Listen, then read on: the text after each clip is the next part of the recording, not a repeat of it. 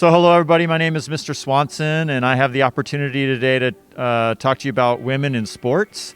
Really the lens that I view the world in is through athletics and sports, and so I think sharing with you some famous women that have been athletes in America or just involved in sports in America, I think is a good way to recognize women during Women's History Month.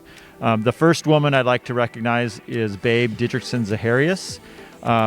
Babe Didrikson-Zaharias is usually considered to be one of the greatest athletes of all time in American history, male or female. Olympic medalist, golfer, basketball player, just a fantastic athlete. If you looked, I think she won up to 10 LPGA championships after winning medals in the Olympics. So if you looked her up, you would find quite a bit more information about her. The second woman I'd like to tell you about is a woman named Wilma Rudolph. She was a track athlete in about the 1960 Olympics, I think.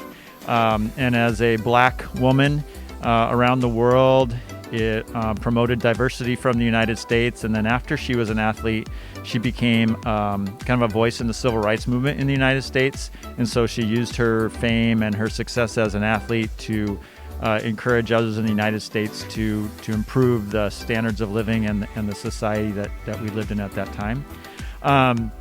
And then one athlete a couple that are still alive, but one that is closer to my age that I've always respected is Allison Felix. She's an incredible track athlete, has been in multiple Olympics, and then more recently has been kind of speaking out about the rights of women and importance of mothers and working mothers. Even as an athlete and as a mother, she's been able to be successful and get endorsements. And then another that's maybe a little bit closer to your age, her name is Naomi Osaka, and a tennis player, very successful tennis player, young, but very outspoken and vocal on social media like Instagram and the Twitter or the Snapface or whatever you could follow her on. You could probably find quite a bit about her. And I really enjoy watching her compete, but also listening to what she has to say. The last person I'd like to recognize is one of the greatest coaches in American history. Her name is Pat Summitt. She was the women's basketball coach at the University of Tennessee. She has over 1,000 wins. Couple things that I'd really like to point out about Pat Summitt as an important woman in sports. Number one, she believes strongly in following your passion and empowering people. And as a teacher myself, the idea of chasing down your passion and empowering people is really one of the reasons why I teach. And so I take a lot of lessons from Pat Summitt and how to do that.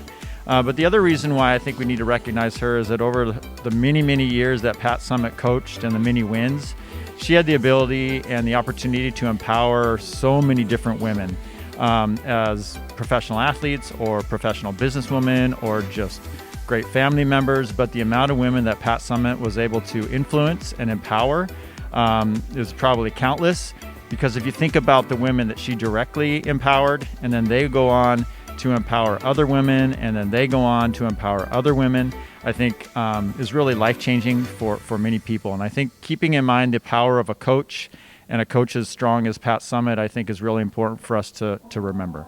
So there are many, many other women in sports that we could recognize, but those five, I think, are some that are important to me. Hey Bulldogs, this is Mrs. Clark, and today I wanted to talk to you about some amazing women in our history. One of my favorite people to learn about and talk about is Dolores Huerta. If you don't know who that is, Dolores Huerta is one of the co-founders of the United Farm Workers Movement. And to this day, she's still working in activism through her nonprofit foundation. One of the coolest things about Dolores Huerta is that she actually started as a teacher and started working in her community and just learned about how to bring groups of people together to create change.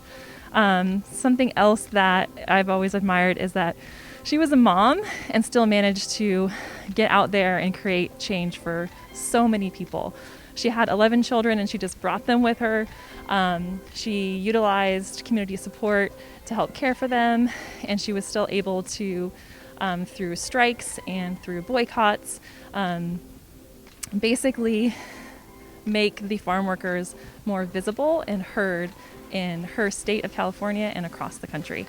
Another really cool thing about her is that she recognized the power that people have. She always says, "Who has the power? People have the power." And you may have heard her slogan, "Si se puede," used in Barack Obama's campaign. And she was awarded the Presidential Medal of Freedom because of her work in the Farm Workers Union. Somebody else that I really want you to know about is actually a young person like you.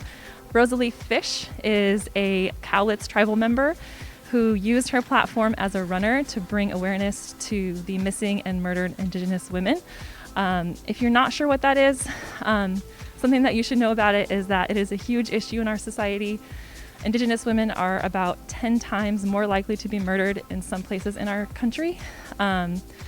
And Rosalie Fish learned about that through personal experience. Her aunt vanished when she was 3 years old. And just throughout her life, she saw these posters in her community and learned about it and just thought, you know what, I can do something about this. So when she was in the state tournament I think it was in Cheney, if you know where Eastern Washington University is, back in 2019, she decided to dedicate all of her races to the women that she knew who vanished.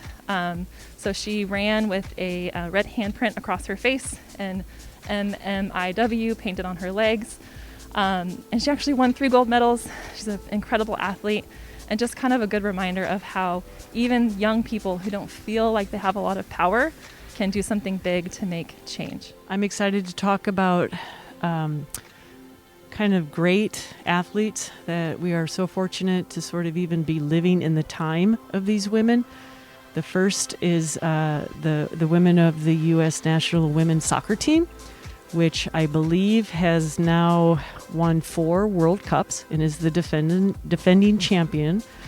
And we'll have a chance to compete in Australia during the next Women's World Cup. Another athlete that I'm amazed by and one day hope to meet. I've entered the Wheaties contest to try to get a chance to meet her, and that's Serena Williams. Probably, I would guess, one of the greatest athletes that we've ever seen. And she has won, I think, 23 Grand Slam titles in the sport of tennis, and is a phenomenal competitor. And I love watching her compete and play her sport, although she could probably play any sport. And I hope that her daughter chooses to go to Mount Vernon High School. And finally, one of my favorite, a little bit because of her longevity in the sport, is Sue Bird, who is a member of our own Seattle Storm. And she's going on her 17th year of professional basketball after graduating from the University of Connecticut. And her and her partner, Megan Rapinoe, who's on the women's national soccer team, are great advocates for equal pay in women's sport. And I appreciate the fact that all of these people have brought a lot of excitement and joy watching them play their sports. And finally, we have a lot of athletes here at our very own Mount Vernon High School that are playing sports. And even this year with COVID, whether they're on the soccer field, volleyball, basketball, soon to be golf, you are doing a great job and you're an important part of our Mount Vernon athletic history. Hey Bulldogs, it's Ms. Julie here. I am here to talk to you about a couple women for Women's History Month that I particularly admire and also just enjoyed discussing and teaching in class. So the first one, kind of the legend, is Harriet Tubman, and I'm sure you've heard her name before, but I just want to mention her and talk about how amazing her story is. She actually just had the 100th anniversary of her death, I think yesterday or the day before. She lived till 1921. So that's a cool fact because it just shows like how recent this history was. She was born an enslaved woman. She was active in the Underground Railroad. She fought in the Civil War. Just an amazing woman who stood up for herself and for others her entire life. So Harriet Tubman is definitely somebody who I am inspired by. The second woman is a woman I love to teach about. Cary Nation was an activist in the 1880s, 1890s for temperance. So she actually had a very unique way of fighting against alcohol and spirits. And she would take a hatchet and go into bars and break every bottle like on the shelf. And she became really well known for being the woman with the hatchet. And hopefully there's a picture of her somewhere and you can see what she looked like. Super intimidating, and just like very passionate about temperance, which in a way was about like women's rights, and kind of defending the family and supporting women economically. So those are two women that I love to teach about, and thank you so much.